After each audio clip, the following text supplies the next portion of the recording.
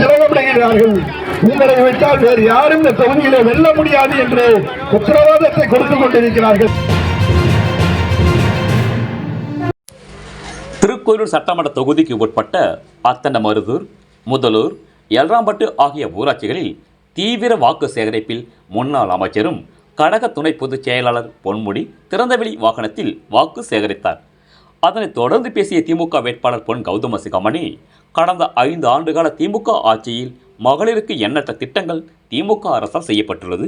மேலும் மகளிர் ஏராளமான திட்டங்கள் பெறுவதற்கு உதயசூரியனுக்கு வாக்களிக்க வேண்டும் என திருக்கோயிலூர் சட்டமன்ற தொகுதி வாக்காளர்களை அவர் கேட்டுக்கொண்டார்.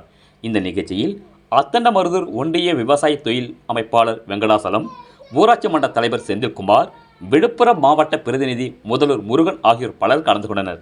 ரேட் தமிழ் செய்திக்காக கள்ளக்குறிச்சி மாவட்ட செய்தியாளர் முத்துக்குமரன்.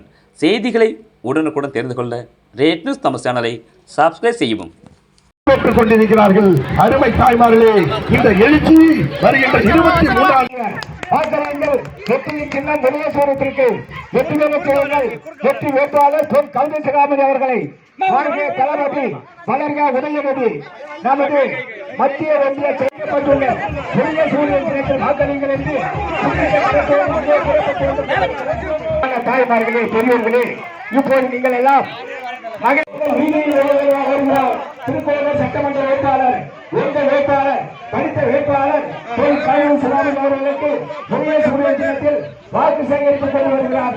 உங்கள் வேட்பாளர் வணக்கத்துக்குரிய காம்பவுண்ட் வாரம் கட்டி கொடுத்துருக்குறோம், சுகாதார வளாகமும் அமைச்சு கொடுத்துருக்குறோம். இதெல்லாம் செஞ்சு கொடுத்துருந்தாமா நாங்கள் உங்ககிட்ட கேட்குறோம்.